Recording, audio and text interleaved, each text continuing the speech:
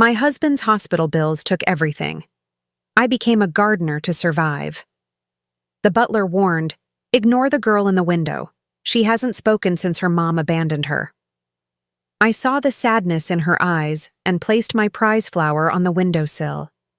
3 weeks later, the billionaire froze in the garden. The mute girl was sitting in the dirt with me, having fun. What he did after that made me cry. I'm glad to have you here. Follow my story until the end and comment the city you're watching from, so I can see how far my story has reached. My name is Pauline Matthews, and at 68 years old, I never imagined I would be kneeling in someone else's garden, dirt under my fingernails, working for $2,500 a month just to have a roof over my head. But that's what happens when the love of your life fights cancer for 3 years and loses. That's what happens when the medical bills pile up to $350,000, and the insurance companies find every loophole to deny coverage. Conrad had been gone for 8 months when I finally accepted that our little house on Maple Street wasn't ours anymore. The bank had been patient, I'll give them that. They'd even seemed genuinely sorry when they handed me the foreclosure papers.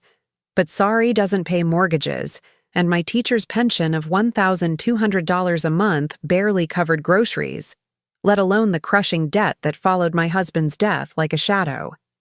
The employment agency lady, a kind woman named Mrs. Henderson, had looked at me with those pitying eyes I'd grown to despise. "At your age, dear, with your circumstances, domestic positions are really your best option. Live-in positions provide housing, which eliminates your biggest expense." She'd said it gently, but the message was clear. At 68, recently widowed and financially ruined, I wasn't exactly a hot commodity in the job market. That's how I found myself driving my aging Honda Civic up the winding driveway of the Blackwood estate on a gray October morning. The mansion loomed ahead of me, all white columns and manicured perfection, making me feel smaller with each yard I traveled.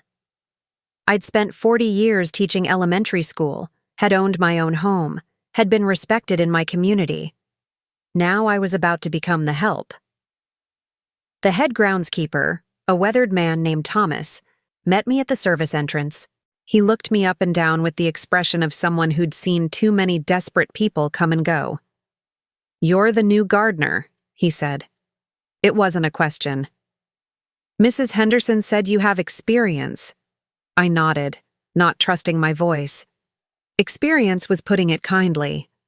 I'd had a backyard garden that Conrad and I had tended together for 37 years. We'd grown tomatoes and roses, had even won a few ribbons at the county fair. But this was different. This was survival.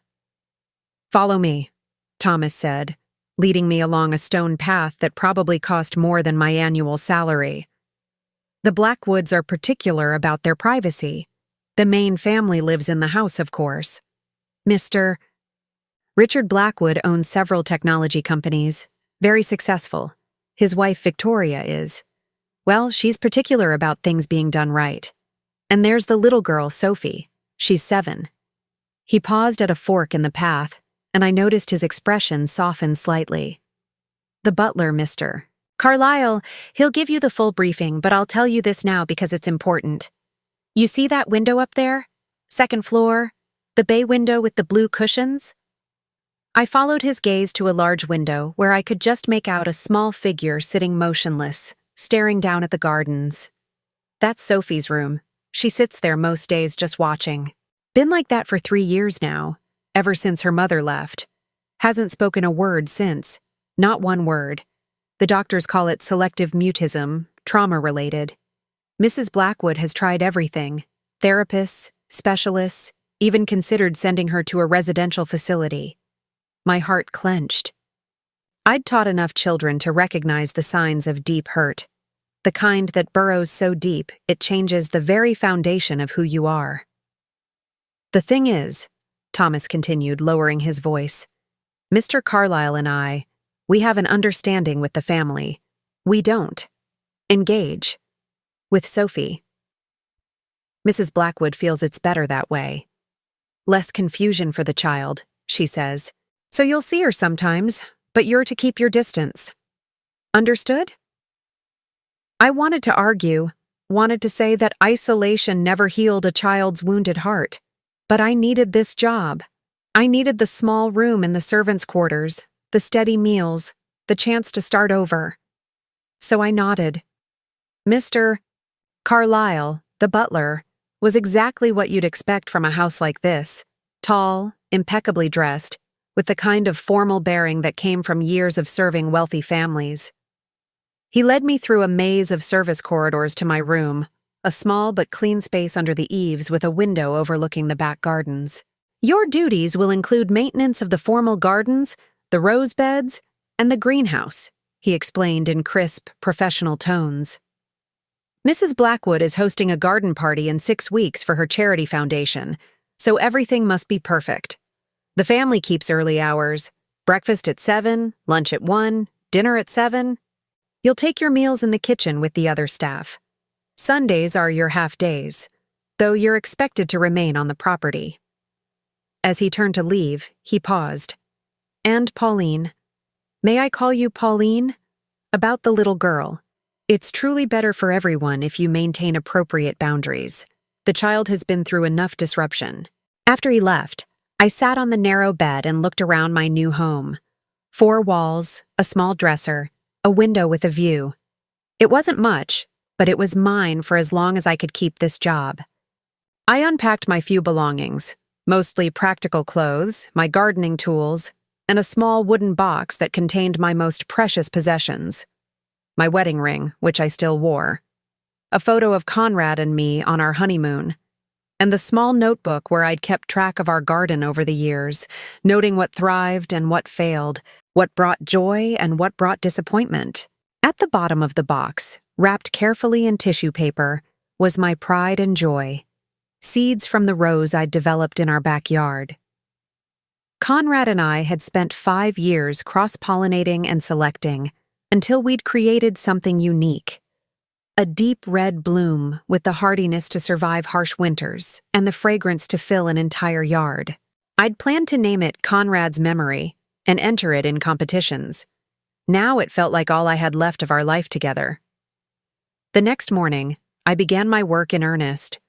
The Blackwood Gardens were magnificent, I had to admit. Acres of formal hedges, flower beds that looked like they belonged in magazines, and a greenhouse that was better equipped than most nurseries. But there was something cold about it all, something too perfect, too controlled, like a museum exhibit rather than a living space. I was pruning the rose beds near the house when I felt eyes on me. I looked up to see Sophie at her window, her small face pale against the glass. She couldn't have weighed more than 50 pounds. All sharp angles and huge dark eyes. Her hair was dark like her father's, but her expression. There was an old sadness there that no 7-year-old should carry. Our eyes met for just a moment before she pulled back from the window, disappearing into the shadows of her room. But something in that brief connection stirred something in me I thought I'd lost. The teacher in me, maybe. The part that had always been drawn to the quiet ones. The children who carried their pain like a secret. That evening, after finishing my rounds in the greenhouse, I made a decision that would change everything. I took one of the Conrad's Memory seeds from my wooden box and planted it in a small pot, using soil I'd specially prepared with compost and nutrients. It was risky, the seed was precious, irreplaceable, but something told me it was important. For 2 weeks, I tended that small pot in secret, keeping it in a corner of the greenhouse where the family rarely ventured. I watched for the first green shoots, the way Conrad and I used to do together, holding our breath and hoping, and when the tiny plant finally pushed through the soil, I felt a spark of something I'd almost forgotten: hope. The plant grew quickly, stronger than I'd expected in this environment. Within a month, it had developed into a small but sturdy bush, and by early November, it produced its first bloom. The flower was perfect. Deep red petals with just a hint of pink at the edges, a fragrance that was both sweet and complex. Conrad would have been proud. That's when I made the decision that would set everything in motion. On a crisp November morning, when the household was busy with Mrs. Blackwood's charity breakfast downstairs, I took my precious rose, the first and only bloom of Conrad's memory, and placed it carefully on Sophie's windowsill. I didn't leave a note, didn't try to get her attention. I simply set it there, in a small glass vase I'd found in the greenhouse, and walked away. But as I rounded the corner of the house, I couldn't resist looking back. Sophie was there at the window, her small hands pressed against the glass, staring down at the rose with an expression I couldn't quite read. For just a moment, our eyes met again. And this time, she didn't pull away. 3 weeks later, on a morning when the first snow was beginning to dust the perfectly manicured gardens, I was working near the back of the property when I heard something that made my heart stop. A small voice, barely above a whisper, coming from somewhere behind me. "Play with me." I turned slowly, and there she was. Sophie, standing at the edge of the formal garden in her small coat and boots, holding my rose in her hands like it was made of spun glass. She was looking directly at me, and though her voice was soft, her words were unmistakable. "Play with me," she said again, and this time there was something almost desperate in her tone. I stood frozen in the November morning light, my pruning shears forgotten in my hands, staring at this small girl who had just spoken her first words in 3 years. Sophie clutched my rose against her chest like a lifeline, her dark eyes fixed on mine with an intensity that took my breath away. "Play with me," she said again, and I realized she was trembling, not from cold, but from the enormous effort it had taken to break her silence. Everything in me wanted to rush to her, to gather her up and promise her that yes, of course I would play with her. But Thomas's warnings echoed in my mind, Mr. Carlyle's stern instructions about maintaining boundaries. I glanced toward the house, half expecting to see Mrs. Blackwood materializing in one of the windows, ready to dismiss me on the spot. "Sophie," I said softly, crouching down to her level, "that's a very special flower you're holding. Do you like it?" She nodded solemnly, her grip on the vase never loosening. Up close, I could see how thin she was, how her coat hung loose on her small frame. There were dark circles under her eyes that spoke of too many sleepless nights, and her hair needed a proper brushing. "My grandmother had roses," she whispered, her voice rusty from disuse. "Before she went away." Grandmother. My heart clenched. Of course, to a child of 7, a mother might seem ancient, might be remembered as a grandmother figure, especially if she'd been the primary caretaker. I wondered what story Sophie had been told about why her mother went away. "Would you like to help me plant some more roses?" I asked, making a decision that I knew could cost me my job. "I have a special place where they would grow very well." Her face lit up with the first genuine smile I'd seen from her. She nodded eagerly, and I found myself leading her toward the back corner of the property, where a small walled garden sat mostly forgotten. It had probably been a kitchen garden once, but now it was overgrown with weeds and brambles. "This will be our secret garden," I told her, pushing open the rusty gate. "Just yours and mine. Would you like that?" "Yes," she breathed, and the word carried all the longing of a child who had been holding her voice prisoner for far too long. We spent the next hour clearing a small patch of earth, Sophie working beside me with surprising determination. She was stronger than she looked, and clearly hungry for purpose, for connection.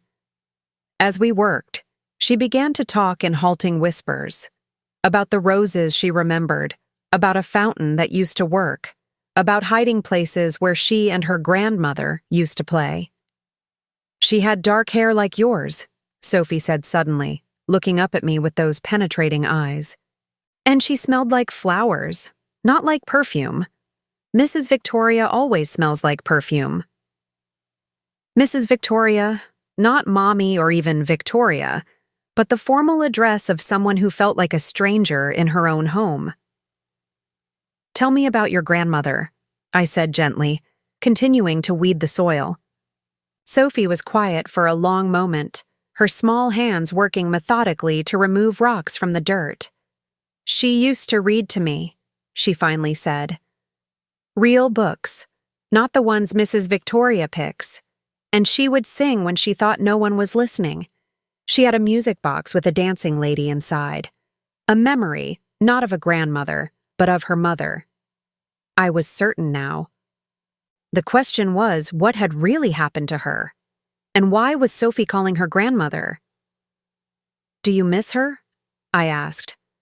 The little girl's hand stilled, and when she looked up at me, her eyes were bright with unshed tears. She promised she'd come back, she whispered. She said she would never really leave me. But Mrs. Victoria says she was lying, that she got tired of taking care of me and wanted to go have adventures instead. My hands clenched involuntarily around the weeds I was pulling. What kind of person tells a child that her mother abandoned her because she was a burden? I forced my voice to remain steady. Sometimes grown-ups have to go away even when they don't want to. It doesn't mean they stopped loving us. Sophie nodded seriously, as if this was a concept she'd been wrestling with for years. That's what I think too. Mrs. Victoria gets angry when I say that, though. She says I'm being silly and that I need to accept reality. We worked in comfortable silence after that, and I found myself studying this remarkable child who had been carrying such a heavy emotional burden alone. There was an intelligence in her eyes that reminded me of my brightest students, the ones who saw more than adults realized, who understood the world in ways that both impressed and worried me. When we finished preparing the small plot, I had Sophie help me plant 3 more seeds from my precious collection. As we worked, I taught her about soil preparation, about giving plants space to grow, about the patience required for gardening. "When will they bloom?" she asked, carefully covering the last seed with soil. "If we take good care of them, by next summer we should see flowers," I told her. "But gardens teach us patience. Good things take time." She nodded solemnly, then looked up at me with an expression far too mature for her 7 years. "Mrs. Pauline, will you still be here next summer?" The question hit me like a physical blow. In her short life, this child had already learned that people disappear, that promises are broken, that even mothers can vanish without explanation. How could I promise her anything when I was just the hired help, disposable and replaceable? "I'll do everything I can to stay," I said finally. "But Sophie, even if something happens and I have to go away, it won't be because I don't care about you. Sometimes grown-ups don't get to choose where they live or work." She studied my face intently, then nodded. "Like my grandmother." "Yes," I said softly. "Like your grandmother." We met like this several more times over the following weeks, always in our secret garden, always when the family was occupied elsewhere. Sophie would appear like a little ghost, usually carrying the vase with my rose, which she'd somehow managed to keep alive in her room. We would work together, planting and tending, and slowly she began to open up more. She told me about the tutor Mrs. Victoria had hired, a stern woman who believed children should be seen and not heard. She told me about the therapists who asked her endless questions about why she wouldn't talk, never seeming to understand that she had nothing to say to them. She told me about lying awake at night, listening to arguments between her father and Mrs. Victoria, words she didn't understand, but tones she recognized all too well. "Daddy works a lot," she said one afternoon as we watered our small seedlings. "He's always in his office or traveling. Mrs. Victoria says he's very important and has important things to do." "What about you?" I asked. "Are you important too?" She looked at me with surprise, as if this was a question that had never occurred to her. "I don't know," she said quietly. "Mrs. Victoria says I'm difficult. She says if I would just try harder to be normal, everyone would be happier." Normal. As if there was something wrong with a 7-year-old who had lost her mother and responded by retreating into silence. As if trauma was a choice, a failing of character rather than a natural response to overwhelming loss.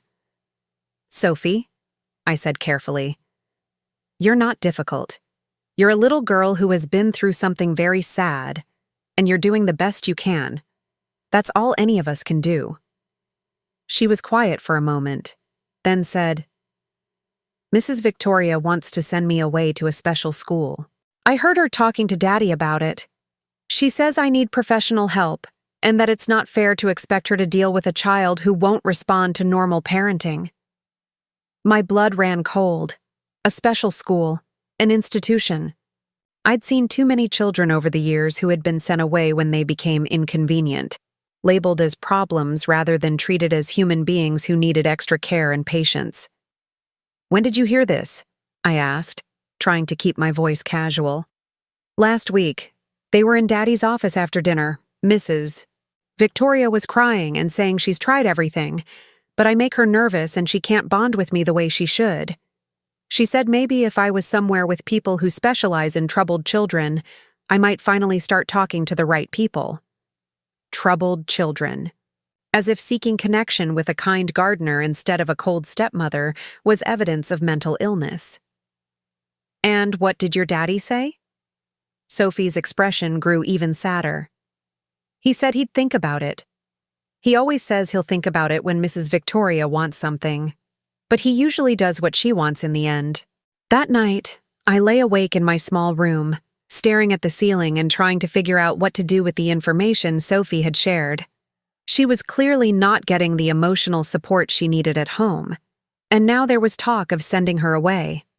Everything in my teacher's heart rebelled against the idea of this sensitive child being shipped off to an institution simply because she was inconvenient. But what could I do? I was just the gardener, a woman who cleaned up other people's messes for $2,500 a month and a roof over her head. I had no legal standing, no authority, no resources. The next morning, as I was tending the greenhouse, I heard voices from the main house that made me stop and listen. Mrs. Victoria was speaking in sharp, urgent tones to someone on the phone. "No, Dr. Martinez, I don't think outpatient therapy is working. She's been seeing specialists for 3 years with no real progress. And now she started exhibiting new concerning behaviors. I caught her outside yesterday, talking to herself in some kind of make-believe scenario. It's becoming worse, not better." My hands went still on the watering can. Talking to herself, Mrs. Victoria had seen Sophie in our garden, had seen her talking to me, but had interpreted it as further evidence of mental illness rather than the breakthrough it actually was. "A residential program would give her the intensive support she clearly needs," Mrs. Victoria continued. "And frankly, it would give our family a chance to heal as well. This situation is putting tremendous strain on my marriage."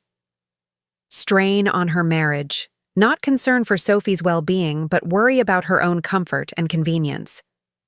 Yes, I understand it's expensive, but money isn't the issue. Her father can certainly afford it, and honestly, at this point, I think it's our only option. She's becoming more withdrawn and strange every day. I set down the watering can and walked quickly back toward the house, my mind racing. Sophie was in danger of being sent away, labeled as mentally ill simply because she'd found comfort in our friendship, rather than accepting Mrs. Victoria's version of maternal care. As I rounded the corner near the rose beds, I saw movement at Sophie's window. She was there, as always, but today she was pressing a piece of paper against the glass. Even from a distance, I could see it was a drawing. Stick figures in a garden, one tall figure and one small one, surrounded by flowers. She had drawn us, our secret times together. And if Mrs. Victoria found that drawing, if she understood what it meant, Sophie would be taken away faster than either of us could imagine. I had to find a way to protect this child, even if it meant risking everything I'd built here. The opportunity to uncover the truth came 3 days later, when Mrs. Victoria left for a weekend spa retreat in the mountains. She'd been particularly agitated all week, making phone calls to various doctors and educational consultants, her voice carrying that sharp edge it got when she was orchestrating something she knew others wouldn't approve of. "I need this time to recharge," she announced at breakfast, though her words were directed more at Mr. Carlyle than at her husband or stepdaughter. "The stress of Sophie's condition has been overwhelming. Dr. Martinez thinks some distance will help me gain perspective on our next steps." Richard barely looked up from his newspaper. Of course, darling. Take all the time you need. Sophie, picking at her scrambled eggs, said nothing. But I noticed how her shoulders relaxed just slightly when the front door closed behind Victoria's departing figure.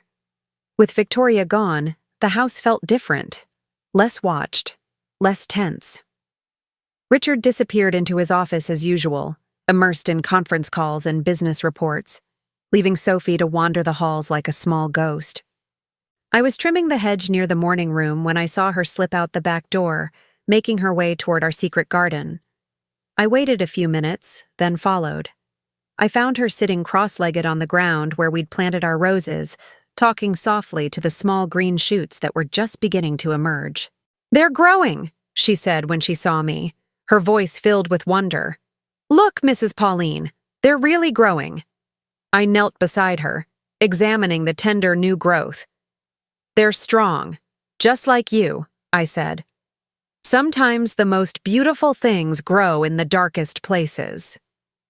Sophie was quiet for a moment, then said, "Mrs. Victoria left because of me, didn't she? Because I'm too much trouble?" My heart ached for this child who had somehow learned to blame herself for every adult's departure from her life. "No, sweetheart. Mrs. Victoria left because she needed some time away. That's about her, not about you." "But she wants to send me away too," Sophie said matter-of-factly. "I heard her talking to Daddy again last night. She found a school in Switzerland that specializes in children like me." Switzerland. My blood chilled. Not just an institution, but one thousands of miles away from everything Sophie knew. Children like you? Troubled children who don't respond to normal family life, Sophie recited, clearly repeating words she'd overheard. She says maybe if I'm around other broken children, I'll learn how to be normal. Broken children. The casual cruelty of it took my breath away. This was a 7-year-old girl who had lost her mother and retreated into protective silence, not a defective object that needed to be sent away for repair. "Sophie," I said carefully, "what do you remember about before Mrs. Victoria came to live here? About your life with your grandmother?" Sophie's face lit up with the first genuine joy I'd seen from her. Everything was different then. The house was full of music and laughter. We would bake cookies in the kitchen and she would let me lick the spoon. She would read to me every night, and on Sundays we would have picnics right here in this garden. This garden was different then? "Oh yes," Sophie said, gesturing around us. "There were flowers everywhere, and vegetables, and a little pond with fish. Grandmother said it was our special place where we could be ourselves without worrying about being perfect." The picture she painted was so different from the sterile, controlled environment I'd come to know. A home where a child was allowed to be a child, where joy and spontaneity were welcomed rather than suppressed. "What happened to change everything?" I asked gently. Sophie's expression grew somber. Grandmother got sick, very sick. She would cry sometimes when she thought I wasn't looking, and she got thinner and thinner. The doctors came to the house a lot, and there were always hushed conversations in the hallway. Sick. Not abandoned, not tired of being a mother. Sick. And then Mrs. Victoria came. At first, she was just Daddy's friend. She would visit sometimes, and she was very nice to me when Grandmother was having her bad days. She would bring me presents and tell me stories about all the places she'd traveled. But after... Sophie's voice trailed off, and I saw tears forming in her eyes. "After what, sweetheart?" "After the funeral," she whispered. "After Grandmother went to heaven, Mrs. Victoria moved in to take care of us, but she said I was too old to need the kind of babying that Grandmother had given me. She said I needed to learn to be more independent, more mature." Funeral.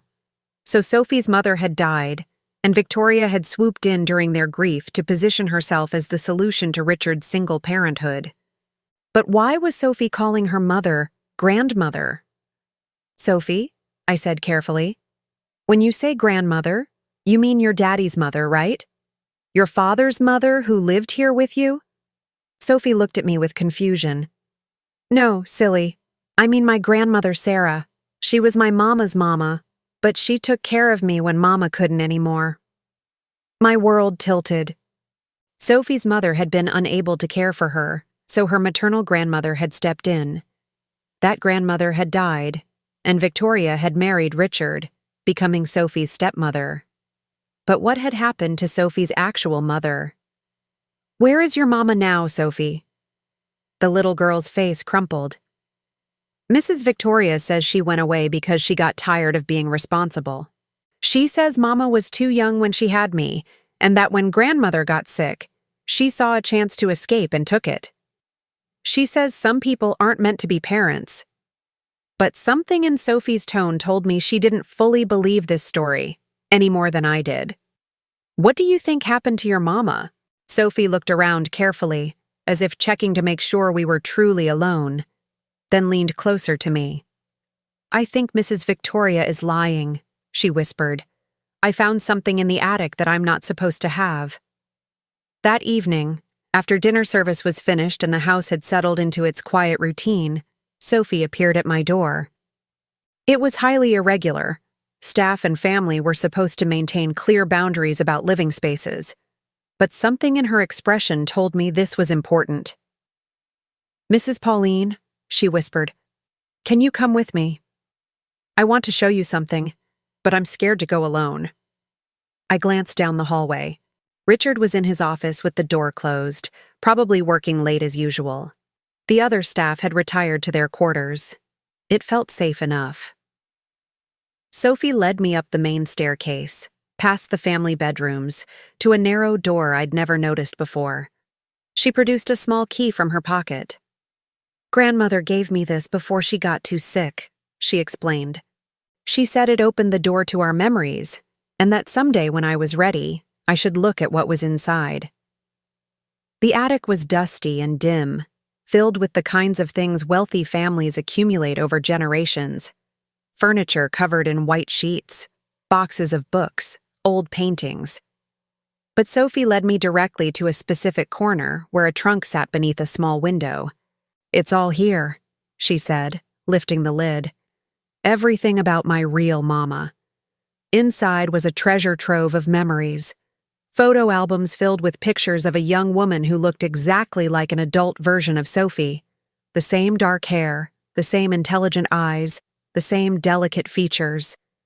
Pictures of her graduation from college, her wedding to Richard, her pregnancy, her obvious joy holding baby Sophie.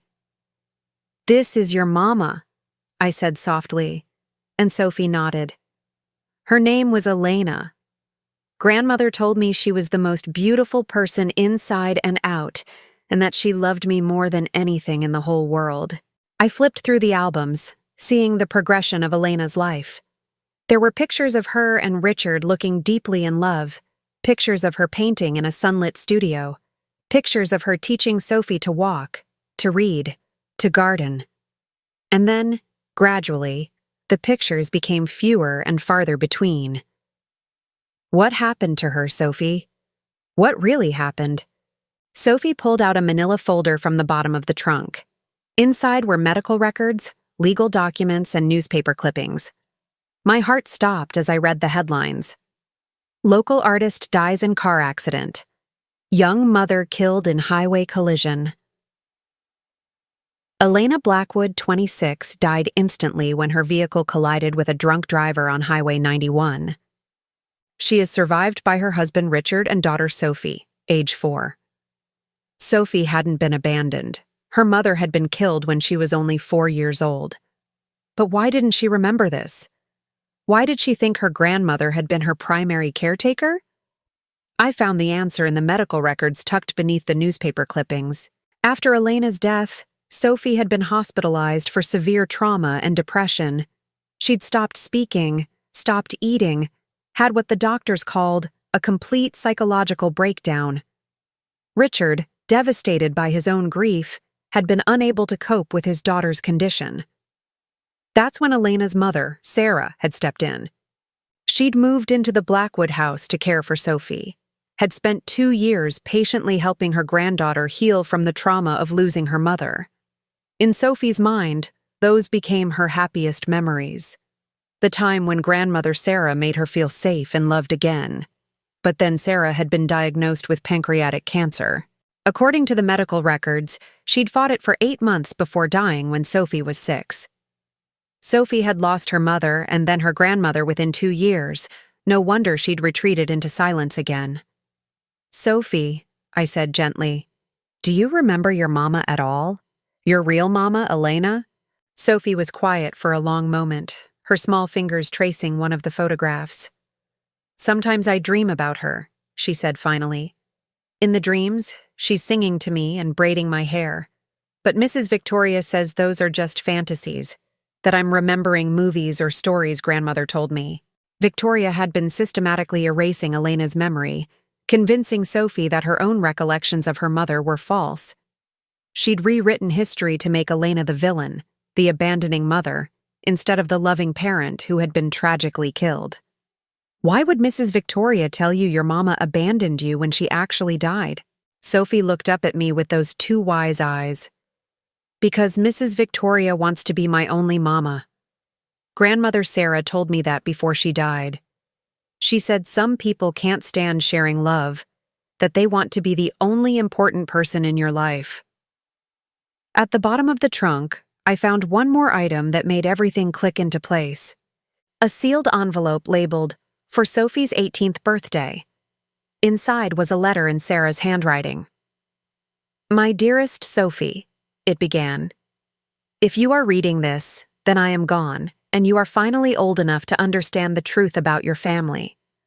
Your mother, Elena, was the most loving person I ever knew, and she died protecting that love. She was driving home from buying you a birthday present when the accident happened. She had planned a surprise party for your 5th birthday, complete with a princess cake and a pony ride in the back garden." I stopped reading aloud as Sophie began to cry softly. "I know that by now, someone has probably told you that Elena left you, that she chose her own happiness over yours. This is a lie designed to make you grateful for whatever substitute love you've been offered. Your mother died loving you with every fiber of her being, and her last words were your name." The letter went on to detail Elena's hopes and dreams for Sophie, her wishes for her daughter's education and future, and her hopes that Sophie would remember her with joy rather than sadness. "Most importantly," the letter concluded, "never let anyone convince you that you are difficult, broken, or unworthy of love.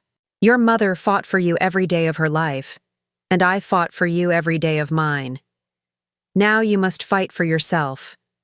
Sophie looked up at me with tears streaming down her face. "So my mama didn't leave me?" "No, sweetheart," I said, pulling her close. "Your mama loved you so much she died trying to get home to you. And your grandmother Sarah loved you enough to spend her last years making sure you knew how precious you are. Then why does Mrs. Victoria want to send me away?" I held her tighter, feeling a protective rage building in my chest. Because some people can't stand competition for love, even from a little girl who deserves to be cherished.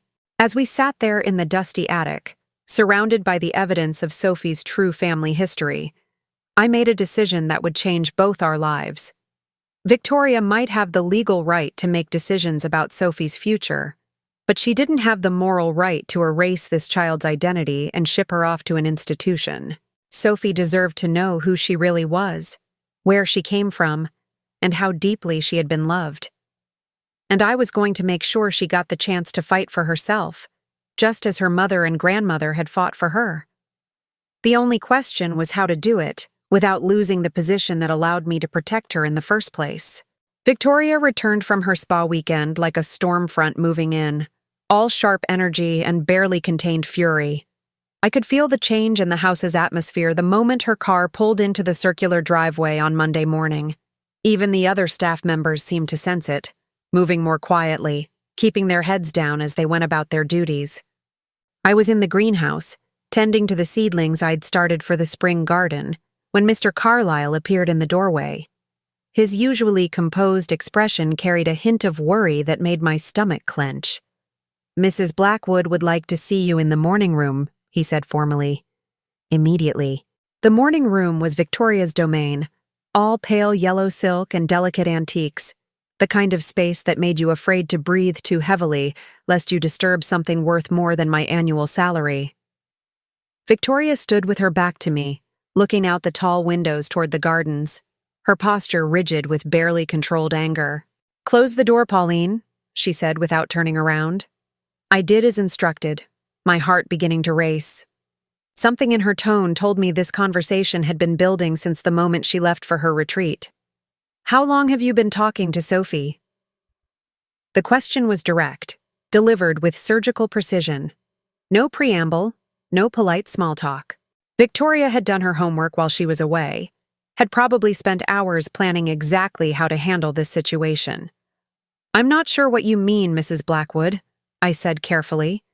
She turned then, and I saw something in her eyes that chilled me to the bone. Not anger exactly, but something colder, more calculating. "Don't lie to me," she said, her voice deadly quiet. "I've been watching. I've been paying attention. And I've been asking questions." She moved to the small writing desk in the corner and picked up a manila folder. "Mrs. Henderson at the employment agency was very helpful. She told me all about your circumstances, the dead husband, the medical debts, the foreclosure. Quite tragic, really. A woman your age, reduced to manual labor just to keep a roof over her head." My throat went dry. She'd been investigating me, building a profile of my vulnerabilities. "She also mentioned how grateful you were for this position, how you promised you'd do anything to keep it. I found that particularly interesting, given your recent boundary issues." Victoria opened the folder and pulled out a series of photographs.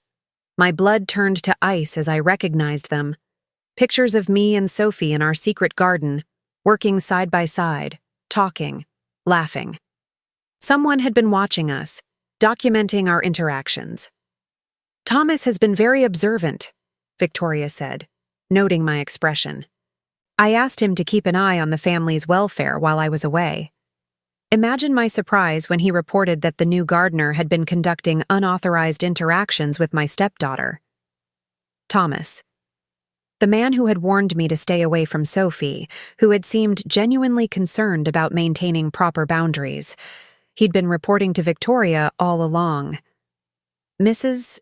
Blackwood," I began, but she cut me off with a sharp gesture. "Do you have any idea what you've done?" she asked, her voice rising slightly. "Sophie has been making progress with her therapist, finally starting to accept her new family structure. And then you come along with your flowers and your grandmother act, and suddenly she's talking again, but only to you. Do you understand how that undermines everything we've been working toward?" Progress. As if convincing a grieving child that her mother had abandoned her was therapeutic progress. "I never meant to interfere with Sophie's treatment," I said carefully. "I was just trying to be kind to a child who seemed lonely." Victoria laughed, but there was no humor in it. "Kind. How noble. But kindness from the wrong person can be incredibly destructive, Pauline. Sophie doesn't need a surrogate grandmother figure encouraging her fantasies and delusions. She needs to learn to bond with her actual family. Fantasies and delusions. Like remembering her mother with love instead of accepting Victoria's version of abandonment." "Sophie is a remarkable child," I said, finding my voice. "She's intelligent and sensitive and capable of so much more than what?" Victoria's eyes flashed. "Than what I'm giving her? Let me tell you something about Sophie, Pauline. She's been traumatized, yes, but she's also learned to use that trauma to manipulate adults into giving her excessive attention and special treatment. What you see as sensitivity, I see as manipulation. What you see as a need for nurturing, I see as resistance to growing up and accepting reality." The casual cruelty of her assessment took my breath away. This was how she saw a 7-year-old child who had lost everyone she'd ever loved, as a manipulator, a problem to be solved rather than a person to be cherished. "She's been through tremendous loss," I said, unable to keep the emotion out of my voice. "She needs patience and understanding, not Not what? Not discipline? Not boundaries? Not expectations that she behave like a normal child instead of a perpetual victim? Victoria stepped closer, her voice dropping to an ominous whisper. Let me be very clear, Pauline. I've spent the last 3 years trying to give Sophie a stable, structured environment where she can heal and thrive. I will not let a desperate old woman with boundary issues undermine that work. Desperate old woman. The words hit like physical blows, all the more painful because there was truth in them. I was desperate. Desperate to keep this job. Desperate for purpose. Desperate for connection after losing everything that had mattered to me. Now, Victoria continued, returning to her position by the window. Here's what's going to happen. You will cease all contact with Sophie immediately. No more secret garden visits. No more flowers on windowsills. No more encouraging her inappropriate attachment to you. You will return to focusing exclusively on your gardening duties. And if I don't? I asked, though I already knew the answer. Victoria smiled, and it was like watching a snake prepare to strike. Then you'll find yourself without employment, without references, and without any hope of finding similar work at your age. I have connections throughout this industry, Pauline. One phone call from me, and you'll be unhireable anywhere that matters. The threat was clear and credible. In this small, interconnected world of wealthy families and domestic staff, Victoria's word would carry significant weight. She could destroy my chances of finding work anywhere similar families might hire. But more than that, she continued, I think you should understand exactly what Sophie's future holds, with or without your interference. Dr. Martinez has recommended an excellent residential facility in Switzerland, a place that specializes in helping traumatized children like Sophie develop proper emotional regulation and social skills. My heart stopped. You're still planning to send her away? I'm planning to get her the help she clearly needs, Victoria said smoothly.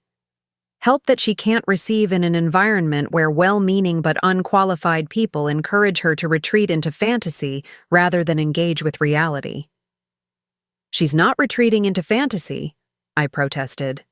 She's a little girl who's found someone who listens to her, who treats her with respect, who feeds her delusions about her past and enables her refusal to bond with her actual family, Victoria interrupted. Do you know what Sophie told Dr. Martinez last week? She said she'd found a new grandmother who understood her better than anyone in her real family. She said this new grandmother made her feel safe in a way she hadn't felt since the old grandmother died. The way Victoria said old grandmother made it clear she was talking about Sarah, Elena's mother. She was using Sophie's attachment to me as evidence of mental instability rather than recognizing it as a sign of healing. Dr. Martinez was quite concerned, Victoria continued. He said it indicated that Sophie is still unable to distinguish between appropriate and inappropriate relationships, that she's seeking parental figures outside her family unit rather than learning to accept the love and guidance available within it. Maybe she seeks connection outside her family because she doesn't feel truly accepted within it, I said, my anger finally overcoming my caution. Victoria's expression went deadly cold. Excuse me? I knew I was crossing a line that could cost me everything, but I couldn't stop myself. This woman was planning to send Sophie away, based on twisted interpretations of normal childhood behavior, and I couldn't stand by and watch it happen. Sophie is a bright, loving child who has endured tremendous loss, I said, my voice stronger than I felt. She doesn't need to be shipped off to an institution. She needs to be in a home where she feels valued and understood. And you think you understand her better than her own family? Victoria's voice was dangerously quiet. I think I understand what it feels like to lose everything you love and have to start over, I said. I think I understand what it means to be dismissed as inconvenient by people who should care about your well-being. The silence that followed was electric with tension. Victoria stared at me for a long moment, and I could practically see her recalculating, deciding how to handle this unexpected defiance from someone who was supposed to be grateful and compliant. "You know what I think, Pauline," she said finally. "I think you're projecting your own issues onto Sophie. I think you see a motherless child and imagine you can fill that role, can find purpose and meaning in playing savior to someone else's family. But Sophie doesn't need saving. She needs professional help and a stable family environment." She moved to the door, then turned back to face me. "You have 24 hours to decide whether you want to keep this job or continue interfering with Sophie's treatment. If I see you speaking to her, if I catch you encouraging her fantasies about the past, if you give her so much as a flower, I will have you removed from this property immediately." "And Sophie?" I asked. "What happens to her?" Victoria's smile was triumphant. "Sophie will be enrolled at the Meadowbrook Institute in Switzerland within the month. It's a lovely place, very structured, very therapeutic. She'll learn to interact appropriately with authority figures and to form healthy attachments with qualified professionals rather than random staff members." She paused in the doorway. "Oh, and Pauline? In case you're thinking of discussing any of this with Richard, I should mention that he's already signed the preliminary enrollment papers. He agrees that Sophie needs more intensive help than we can provide at home, especially given her recent regression into inappropriate behaviors." Richard had already agreed. Sophie's fate was sealed, and there was nothing I could do to stop it. Nothing except risk everything I had left in a battle I couldn't possibly win. After Victoria left, I sat alone in the morning room, my hands shaking as the full weight of her threat settled over me. In 24 hours, I would have to choose between my own survival and Sophie's well-being. I could keep my job, my security, my small safe place in the world by abandoning a 7-year-old child who trusted me. Or I could fight for her and lose everything: my position, my home, my hope of ever finding similar work again. But as I sat there, I remembered Sophie's face when she'd shown me the photographs of her mother, the wonder in her voice when she'd talked about Elena's love for her. I remembered her small hands carefully tending our rose seedlings, her whispered confessions about lying awake listening to arguments about her future, and I realized that some things were worth losing everything for. The question was whether I had the courage to risk it all for a child who wasn't even mine. I didn't sleep that night. I lay in my small bed under the eaves, staring at the ceiling and wrestling with a decision that would determine not just my future, but Sophie's as well. Outside my window, storm clouds gathered, matching the turmoil in my heart. By morning, I had made my choice. I found Sophie in her usual place at the bay window, still in her nightgown, staring out at the rain-soaked gardens. She looked smaller than ever, more fragile, as if she sensed that something fundamental was about to change in her already unstable world. I tapped lightly on her bedroom door, knowing I was violating every boundary Victoria had set, risking everything I'd worked to build here. Sophie turned, and when she saw me, her face lit up with a smile that broke my heart. "Mrs. Pauline," she whispered, glancing nervously toward the hallway. "Mrs. Victoria said I'm not supposed to talk to you anymore." "I know, sweetheart," I said softly, stepping into her room and closing the door behind me. "That's why I need to talk to you now, before things change." Sophie's expression grew worried. "Are you leaving?" The simple question hit me like a physical blow. In her short life, everyone she'd ever loved had left. First her mother through death, then her grandmother the same way, and now potentially me through Victoria's machinations. How could I explain to a 7-year-old that sometimes fighting for someone means risking your ability to stay with them?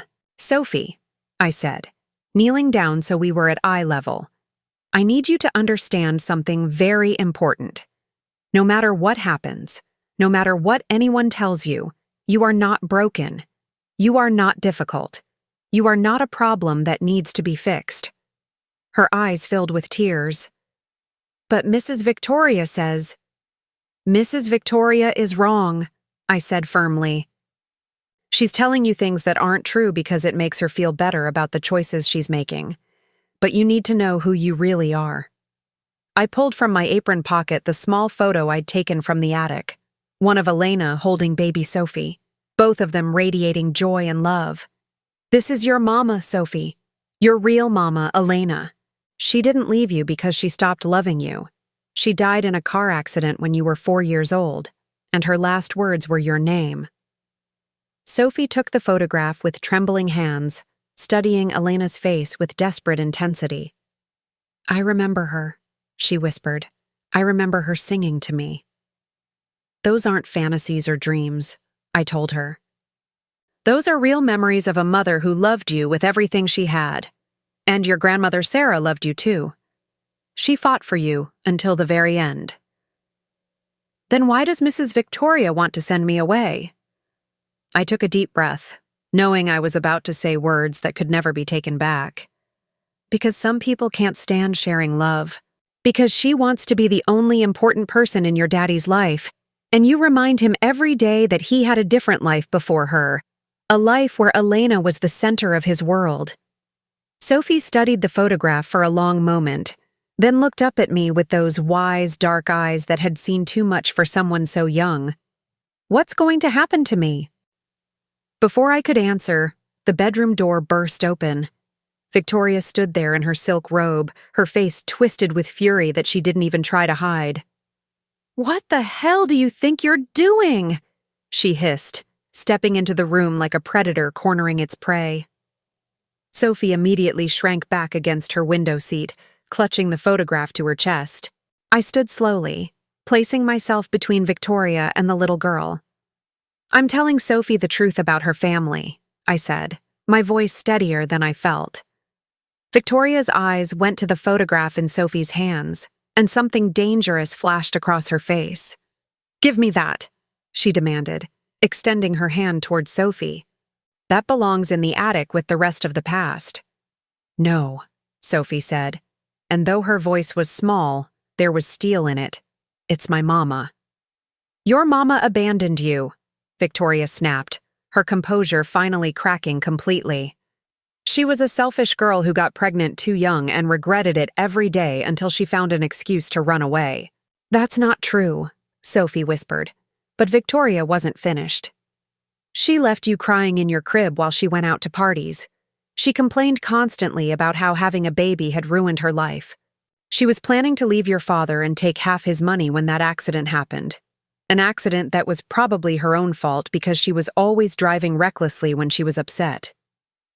Each lie was delivered with vicious precision, designed to destroy whatever healing Sophie had found in learning the truth about Elena. I watched the little girl's face crumple as Victoria's poison words hit their target. "Stop it," I said, my voice sharp with anger. "She's just a child." "She's a disturbed child who needs to learn to live in reality instead of fairy tales," Victoria shot back. "And you're a delusional old woman who's been filling her head with romantic nonsense about a mother who never wanted her." That's when something inside Sophie seemed to snap. She stood up from her window seat, still clutching Elena's photograph, and for the first time since I'd known her, she spoke at full volume. "You're lying." The words rang through the room like a bell, clear and strong and absolutely certain. Victoria actually took a step backward, shocked by the force of Sophie's voice. "You're lying about my mama," Sophie continued, her voice growing stronger with each word. "And you're lying about Mrs. Pauline being bad for me. She's the only person in this house who treats me like I matter." "Sophie, you need to calm down," Victoria said, but for the first time, she sounded uncertain. "I won't calm down," Sophie said, and I heard echoes of Elena in her voice, the strength of a woman who had fought for what she loved. "I remember my mama. I remember her reading to me and singing to me and telling me she loved me more than all the stars in the sky. She didn't leave me. She died trying to come home to me." Victoria's face had gone pale. This wasn't the broken, silent child she'd been controlling for 3 years. This was a little girl who had found her voice and was using it to fight back. "And I know you want to send me away," Sophie continued, tears streaming down her face but her voice never wavering. "I heard you talking to the doctors about the school in Switzerland. You think I'm too much trouble and you want me gone so you can have Daddy all to yourself." "That's not," Victoria began, but Sophie wasn't finished. "Mrs. Pauline is the only person who's nice to me. She listens to me and teaches me things and makes me feel like maybe I'm not broken. But you want to take her away from me too, just like you took away all my mama's pictures and my grandmother Sarah's music box and everything that made me remember I used to be happy." The accusations hung in the air like smoke from a fire, impossible to ignore or explain away. Victoria looked between Sophie and me, and I could see her calculating, trying to figure out how to regain control of a situation that had spiraled completely beyond her management. "Sophie," she said, her voice taking on a soothing tone that felt completely artificial. "You're upset and confused, Mrs. Pauline has been telling you stories that aren't true, filling your head with—" "She told me the truth," Sophie shouted. "She showed me the newspaper articles about Mama's accident and Grandmother Sarah's letters. I know what really happened, and I know you've been lying to me about everything." Victoria's face went white. The careful narrative she'd constructed, the version of events where Elena was the villain and she was the savior, had been completely dismantled by a 7-year-old child armed with facts. "Where did you get newspaper articles?" Victoria asked, her voice dangerously quiet. "From the attic," Sophie said proudly. "From Grandmother Sarah's trunk that you told me was just old junk. But it's not junk. It's my family's real story." The sound of footsteps in the hallway made us all freeze. Richard appeared in the doorway, still in his pajamas and robe, his hair disheveled from sleep. He looked around the room, at Victoria's pale, furious face, at my defiant stance, at Sophie clutching the photograph, and his expression showed complete bewilderment. "What's going on?" he asked. "I heard shouting." Victoria immediately moved toward him, her demeanor shifting into the role of concerned stepmother. "Richard, darling, I'm so sorry we woke you. I found Mrs. Pauline in Sophie's room, showing her inappropriate materials and upsetting her with stories about—" "Daddy!" Sophie interrupted, her voice carrying across the room with startling clarity. "Daddy, look!" She held up the photograph of Elena, and Richard's face went through a series of emotions: surprise, pain, longing, and something that might have been guilt. "Sophie," he said softly, "where did you get that?" "From Mama's trunk in the attic," Sophie said, walking toward him with more confidence than I'd ever seen her display. "Mrs. Pauline helped me understand that Mama didn't leave me. She died in a car accident, didn't she, Daddy? She died trying to come home to me." Richard's composure cracked completely. I watched as this powerful man, this CEO who commanded boardrooms and controlled millions of dollars, was undone by his 7-year-old daughter speaking her mother's name with love instead of resentment. "Yes," he whispered, his voice breaking. "Yes, sweetheart. She died trying to come home to you. She was buying you a birthday present when it happened." "I knew it," Sophie said, her voice filled with triumph and pain in equal measure. "I knew Mrs. Victoria was lying when she said Mama got tired of me." Richard's eyes went to Victoria, and for the first time, I saw him really look at his wife, not as the solution to his parenting problems, not as the woman who had rescued him from single fatherhood, but as the person who had systematically erased his first wife's memory and convinced his daughter that she'd been abandoned. "Victoria," he said, his voice carefully controlled, "we need to talk." But Victoria wasn't ready to surrender. She'd spent 3 years building this version of reality, and she wasn't going to let it crumble without a fight. "Richard, you have to understand," she said, moving closer to him. "I was trying to help Sophie move on. The therapists all said it would be easier for her to process if she understood that Elena had made a choice to leave rather than being a victim of random tragedy. It gives her some sense of control. No therapist would recommend lying to a child about her mother's death," Richard said, his voice growing cold. "And Mrs. Victoria wants to send me away," Sophie added, as if she sensed this might be her only chance to be heard. To a school in Switzerland where I'll have to live with strangers who don't know anything about Mama or Grandmother Sarah or our garden. Richard turned to stare at Victoria. What is she talking about? The Meadowbrook Institute, Victoria said quickly. We discussed this, Richard. Dr. Martinez recommended residential treatment for Sophie's attachment issues and… I never agreed to send Sophie to Switzerland, Richard said, his voice rising. I agreed to consider additional therapy options, not to ship my daughter off to another continent. You signed the preliminary papers, Victoria protested.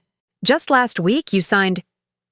I signed papers for a local consultation with a family therapist, Richard said, and now I could see real anger building in his expression. Not enrollment forms for a residential facility. The implications hung heavy in the air.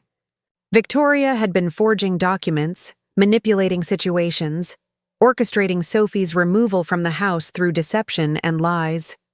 The perfect stepmother facade had finally cracked completely, revealing the calculating woman underneath. Sophie, still holding her mother's photograph, looked up at her father with hope shining in her dark eyes. Daddy, can Mrs. Pauline stay? She's teaching me about gardens and she listens to me, and she helped me remember that I used to be happy. Richard looked at me then, really seeing me for the first time since I'd arrived at his house. Is it true what Sophie's saying? About the trunk in the attic? Yes, I said simply. Elena's mother saved everything: photographs, medical records, newspaper clippings, letters. Sophie deserved to know the truth about her family. And Victoria told her that Elena had abandoned her? Among other things, I said, glancing at Victoria's increasingly desperate face. Richard was quiet for a long moment, processing the magnitude of what had been done to his daughter in the name of her own good. When he spoke again, his voice was deadly calm. Victoria, I think you should pack your things. 6 months later, I stood in what had once been Victoria's morning room, now transformed into a bright, comfortable space where Sophie did her homework, and I planned the seasonal garden rotations. The pale yellow silk had been replaced with warm earth tones, and the delicate antiques had given way to sturdy furniture that could withstand the presence of a child who was finally allowed to be herself. Sophie sat at the large oak table we'd chosen together, carefully sketching plans for the memorial garden we were creating in Elena's honor. At 8 years old now, she had grown 3 inches and gained 12 pounds, her face filled out with the healthy roundness that comes when a child feels safe and loved. More importantly, she chattered almost constantly, making up for 3 years of enforced silence with questions, stories, observations, and the endless commentary that flows from a curious, engaged mind. Mrs. Pauline, she said, looking up from her drawing, do you think Mama would like the fountain we're planning? I want to make sure the water sounds happy, not sad. I think your Mama would love anything that makes you happy, I replied, settling into the chair beside her to examine her sketch. She had inherited Elena's artistic eye. The garden design was both beautiful and practical, with winding paths that led to quiet sitting areas and flower beds arranged to provide color and fragrance throughout the seasons. The transformation hadn't been immediate or easy. After Richard had asked Victoria to leave, a request that had turned into a legal battle that lasted 3 months, Sophie had gone through what her new therapist called delayed grief processing. Years of suppressed emotions had come pouring out in waves of anger, sadness, confusion, and fear. There had been nightmares, tantrums, and days when she could barely speak at all. But there had also been breakthroughs. The day she'd asked if she could call me Grandma Pauline instead of Mrs. Pauline. The afternoon when she'd found a music box in Elena's trunk and spent hours learning to wind it and dance to the tinkling melody. The evening when she'd crawled into my lap during a thunderstorm and whispered, I'm scared, but I'm not alone anymore. Richard, too, had undergone his own transformation.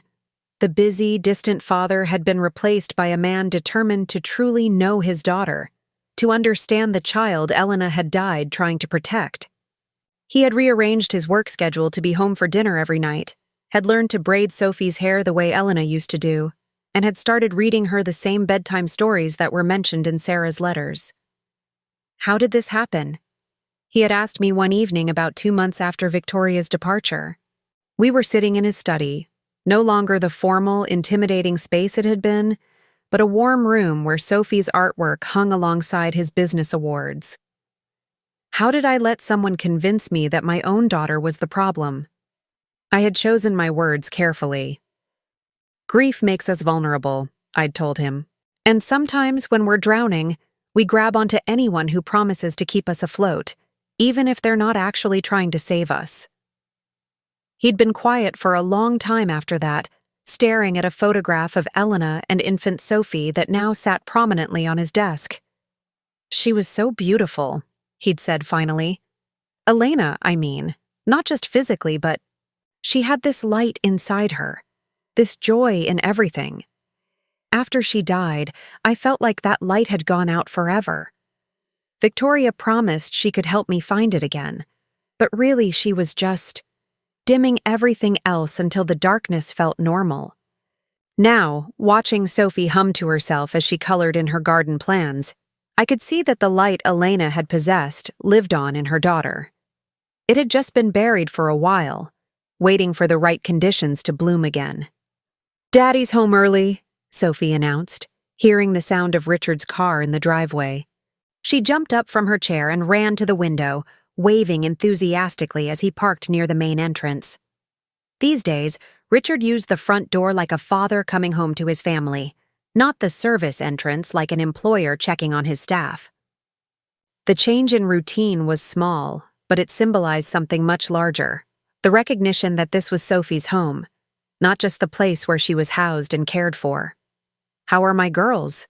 Richard asked as he entered the room, loosening his tie and ruffling Sophie's hair. The casual affection between them still amazed me, so different from the formal distance that had characterized their relationship when I first arrived. "We're planning the fountain for Mama's garden," Sophie announced, holding up her drawing. "And Grandma Pauline, taught me how to deadhead the roses so they'll keep blooming all summer." "Grandma Pauline," Richard said, smiling at me with genuine warmth. "Have I mentioned lately how grateful I am that you're part of our family?" Family. The word still sent a warm shock through my system every time one of them used it. I had come here as hired help, a desperate widow willing to take any work that provided shelter. Now I was something I'd never expected to be again, essential to people who loved me, valued not just for what I could do, but for who I was. "Actually," Richard continued, settling into one of the comfortable chairs we'd added to the room, "I have some news that I hope you'll both find exciting." Sophie immediately climbed into his lap, a privilege she'd been denied during the Victoria years, but now claimed freely. "What kind of news?" "The kind of news that comes in official envelopes from lawyers," Richard said, pulling out a document from his briefcase. "Pauline, I've been working with my attorney to formalize your position here. You're no longer technically an employee." I felt my breath catch. "What do you mean?" "I mean, I've established a trust that provides for your housing, health care, and a generous monthly allowance for the rest of your life," he said, his voice becoming more formal as he outlined the legal details.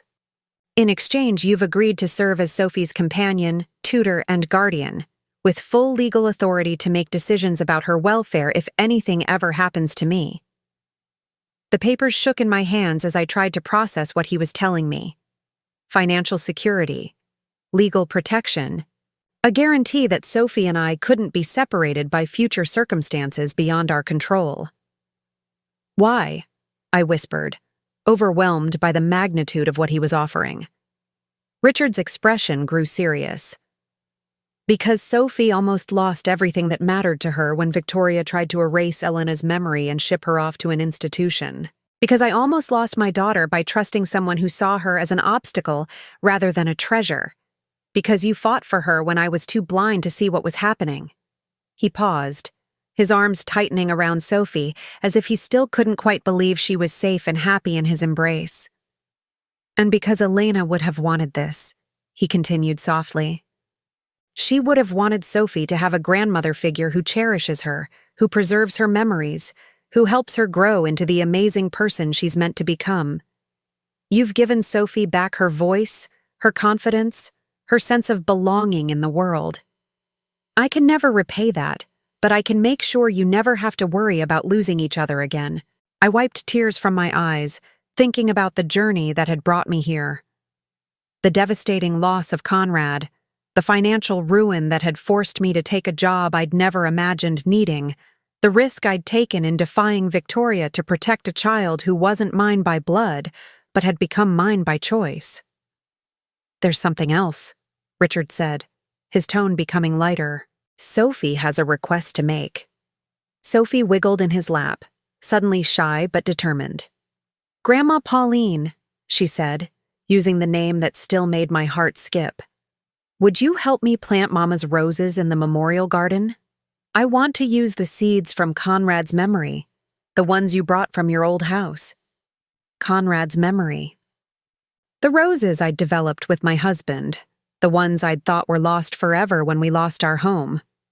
I'd brought a few precious seeds here, had planted one as an offering to a lonely child at a window, and now that child wanted to use them to honor her own lost parent. I think, I said, my voice thick with emotion, that Conrad would be honored to have his roses growing in Elena's memory garden. And I think your mama would love knowing that something beautiful came from all of our losses. Sophie beamed and slid down from her father's lap to throw her arms around me. I love you, Grandma Pauline, she whispered against my shoulder. Thank you for helping me remember how to be happy. As I held this precious child who had saved me as much as I'd saved her, I thought about the mysterious ways life weaves together, threads of loss and hope, ending and beginning, family lost and family found. I'd come to the Blackwood estate as a broken woman with nothing left to lose. I was staying as a grandmother, a guardian, a cherished member of a family that had been shattered but was slowly healing itself back together. That evening, as the three of us worked together in our memorial garden, planting Conrad's memory roses in soil that would nurture Elena's legacy, I felt the presence of the people we'd lost and the promise of the life we were building together. Sophie chattered constantly as she worked, her voice a melody of questions and discoveries and plans for the future. Richard listened with the attention of a father who had learned never to take his daughter's words for granted. And I dug my hands into the rich earth, feeling the satisfaction of knowing that some wounds, given enough time and care and love, can become the foundation for something even more beautiful than what was lost. The roses would bloom next summer, hardy and fragrant and lasting. Like the new family we'd created from the broken pieces of our old lives. Like the love that had grown from the simple act of leaving a flower on a lonely child's windowsill. Like the courage Sophie had found to speak her truth and claim her place in the world. As the sun set over the gardens I now tended not as an employee but as a family member, I finally understood that some gifts come disguised as losses, and some families are built not from blood, but from choice, determination, and the revolutionary act of seeing a child's worth even when others have decided she's expendable. Sophie would grow up knowing she was loved, knowing her mother's story, knowing that she had a grandmother who would fight for her future no matter what obstacles arose. And I would grow old knowing that my own losses had led me to this second chance at family, this opportunity to nurture and protect and guide a remarkable little girl into becoming the woman her mother had dreamed she could be. It was, I thought, as Sophie's laughter rang across the garden, the most beautiful ending I could have imagined. Now I'm curious about you who listened to my story. What would you do if you were in my place? Have you ever been through something similar? Comment below. And meanwhile, I'm leaving on the final screen 2 other stories that are channel favorites, and they will definitely surprise you. Thank you for watching until here.